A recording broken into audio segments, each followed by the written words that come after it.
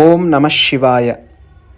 ಶ್ರೀ ಶಿವಸಹಸ್ರನಾಮ ನಕ್ಷತ್ರಮಾಲಾ ಸ್ತೋತ್ರ ಅರ್ಥಚಿಂತನೆ.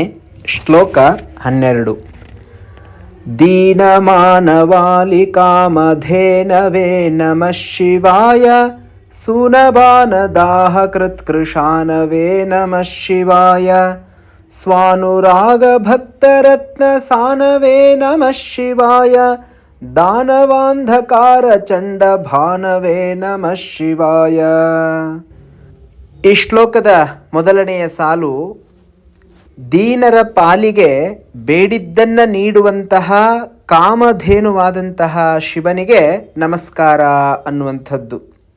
ಹಿಂದೆ ದೇವಾಸುರರು ಸಮುದ್ರ ಮಥನ ಮಾಡಿದಾಗ ಕಾಮಧೇನು, ಕಲ್ಪವೃಕ್ಷ ಮೊದಲಾದಂತಹ ವಸ್ತುಗಳು ಉತ್ಪತ್ತಿಯಾಯಿತು. ಕಾಮಧೇನು ಅಂತಂದರೆ ಬಯಸಿದ್ದನ್ನು ಕೊಡುವಂತಹ ಒಂದು ಹಸು. ಅದರ ಸೇವೆಯನ್ನು ಮಾಡಿ ನಮಗೇನು ಬೇಕು ಅಂತ ಬಯಸ್ತೀವೋ ಅದೆಲ್ಲವನ್ನು ಕೊಡ್ತಾ ಇತ್ತಂತೆ. ಅಂತಹ ಕಾಮಧೇನು ಸ್ವರ್ಗದಲ್ಲಿದೆ. ಆದರೆ ಭೂಲೋಕದಲ್ಲಿ ಭಗವಂತನಾದಂತಹ ಶಿವ ಅವನ ಪೂಜೆ ಮಾಡಿದಂತಹ ಭಕ್ತರಿಗೆ ಬೇಡಿದ್ದೆಲ್ಲವನ್ನು ಕೊಡ್ತಾನೆ. ಹಾಗಾಗಿ ದೀನರ ಪಾಲಿಗೆ ಬೇಡಿದ್ದನ್ನು ಕೊಡುವಂತಹ ಕಾಮಧೇನುವಿನ ರೂಪದಲ್ಲಿರುವಂತಹ ನಿನಗೆ ನಮಸ್ಕಾರ ಎನ್ನುವಂಥದ್ದು ಮೊದಲನೆಯ ಸಾಲಿನ ಅರ್ಥ. ಎರಡನೆಯ ಸಾಲು ಸೂನಬಾನ ದಾಹಕೃತ್ಕೃಶಾನವೇ ನಮಃ ಶಿವಾಯ ಅಂತ. ಈಶ್ವರ ತನ್ನ ಜ್ಞಾನಾಗ್ನಿಯಿಂದ ಕಾಮದೇವನನ್ನು ಸುಟ್ಟು ಭಸ್ಮ ಮಾಡಿದಂಥ ಕಥೆಯನ್ನು ಪುರಾಣಗಳು ಹೇಳ್ತವೆ.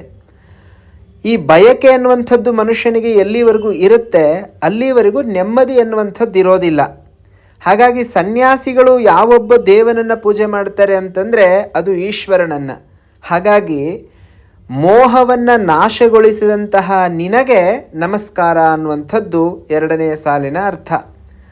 ಮೂರನೆಯ ಸಾಲು ಸ್ವಾನುರಾಗ ಭಕ್ತ ರತ್ನ ಸಾನವೇ ನಮಃ ಶಿವಾಯ.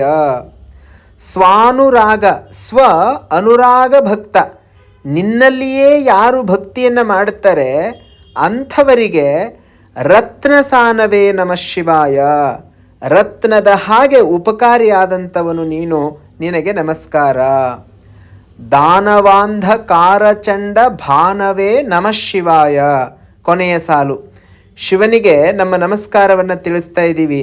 ಯಾಕೆ ಅಂತಂದರೆ ದಾನವಾಂಧಕಾರ ಚಂಡ ಭಾನವೇ, ಅನೇಕ ಜನ ರಾಕ್ಷಸರನ್ನು ಸಂಹಾರ ಮಾಡಿದಂತಹ ನಿನಗೆ ಅನಂತ ಅನಂತ ನಮಸ್ಕಾರಗಳು ಅಂತ. ರಾಕ್ಷಸರು ಅಂತಂದರೆ ಅಜ್ಞಾನ ಅಂತ ಅರ್ಥ. ಅಜ್ಞಾನವನ್ನು ನಾಶಗೊಳಿಸಿದಂತಹ ನೀನು ನಮಗೆ ಜ್ಞಾನವನ್ನು ನೀಡುವಂಥವನು. ಹಾಗಾಗಿ ನಿನಗೆ ನಮಸ್ಕಾರ ಅನ್ನುವಂಥದ್ದು 12ನೇ ಶ್ಲೋಕದ ಅರ್ಥವಾದರೆ 13ನೇ ಶ್ಲೋಕ ಹೀಗಿದೆ. ಸರ್ವಮಂಗಲಾಕುಚಾಗ್ರಶಾಯಿನೇ ನಮಃ ಶಿವಾಯ, ಸರ್ವದೇವತಾಗಣಾತಿಶಾಯಿನೇ ನಮಃ ಶಿವಾಯ, ಪೂರ್ವದೇವನಾಶ ಸಂವಿಧಾಯಿನೇ ನಮಃ ಶಿವಾಯ, ಸರ್ವಮನ್ಮನೋಜಭಂಗದಾಯಿನೇ ನಮಃ ಶಿವಾಯ. ಆಚಾರ್ಯರು ಶಿವ ಮತ್ತು ಶಿವೆ ಇವರಿಬ್ಬರನ್ನು ಒಟ್ಟಿಗೆ ಸ್ತೋತ್ರ ಮಾಡುವಂಥದ್ದನ್ನು ಅವರೆಲ್ಲ ಸ್ತೋತ್ರಗಳಲ್ಲಿ ನಾವು ನೋಡ್ತೀವಿ. ಹಾಗೆ ಶಿವನಿಗೆ ಆಧಾರ ಯಾರು ಅಂತಂದರೆ ಶಿವೆ, ಪಾರ್ವತಿ. ಆದ್ದರಿಂದ ಸರ್ವಮಂಗಲ ಕುಚಾಗ್ರಶಾಯಿನೇ ನಮಃ ಶಿವಾಯ. ಆ ಸರ್ವಮಂಗಳೆಯಾದಂತಹ ಗೌರಿಯ ಎದೆಯ ಮೇಲೆ ವಿಶ್ರಮಿಸುವಂತಹ ನಿನಗೆ ನಮಸ್ಕಾರ. ಸರ್ವದೇವತಾ ಗಣಾತಿಶಾಯಿನೇ ನಮಃ ಶಿವಾಯ. ಎಲ್ಲ ದೇವಗಣಗಳನ್ನು ಮೀರಿದವನು ನೀನು. ಎಲ್ಲ ದೇವತೆಗಳಿಗಿಂತ ಅತ್ಯಂತ ಶ್ರೇಷ್ಠನಾದಂತಹ ದೇವರು ನೀನು. ಅಂತಹ ನಿನಗೆ ನಮಸ್ಕಾರ. ಪೂರ್ವದೇವ ನಾಶ ಸಂವಿಧಾಯಿನೇ ನಮಃ ಶಿವಾಯ. ಹಿಂದೆ ಈ ದೇವತೆಗಳಿಗೆಲ್ಲ ಹಿಂಸೆ ಕೊಡುವಂತಹ ರಾಕ್ಷಸರನ್ನು ನಾಶ ಮಾಡಿದಂತಹ ನೀನು ಎಲ್ಲರನ್ನ ಕಾಪಾಡಿದವನು. ಹಾಗಾಗಿ ಪೂರ್ವ ದೇವನಾಶ ಸಂವಿಧಾಯಿನೇ, ರಾಕ್ಷಸರನ್ನು ನಾಶ ಮಾಡಿದಂತಹ ನಿನಗೆ ನಮಸ್ಕಾರ. ಸರ್ವ ಮನ್ಮನೋಜ ಭಂಗದಾಯಿನೇ ನಮಃ ಶಿವಾಯ. ನಮ್ಮ ಮನದಲ್ಲಿ ಅನೇಕ ರೀತಿಯಾದಂತಹ ಕಾಮನೆಗಳು ಉತ್ಪತ್ತಿ ಆಗ್ತಾ ಇರ್ತವೆ. ಬಸವಣ್ಣನವರು ಹೇಳ್ತಾರೆ, ವಚನಕಾರರು, ಬಡತನಕ್ಕೆ ಉಂಬುವ ಚಿಂತೆ, ಉಣಲಾದರೆ ಉಡುವ ಚಿಂತೆ, ಉಡಲಾದರೆ ತೊಡುವ ಚಿಂತೆ, ತೊಡಲಾದರೆ ಮಡದಿ ಚಿಂತೆ, ಮಡದಿಯಾದರೆ ಮಕ್ಕಳ ಚಿಂತೆ, ಮಕ್ಕಳಾದರೆ ಬದುಕಿನ ಚಿಂತೆ, ಬದುಕಾದರೆ ಕೇಡಿನ ಚಿಂತೆ, ಕೇಡಾದರೆ ಮರಣದ ಚಿಂತೆ. ಹೀಗೆ ಚಿಂತೆ ಅನ್ನುವಂಥದ್ದು ಕೊನೆಯೇ ಇಲ್ಲ.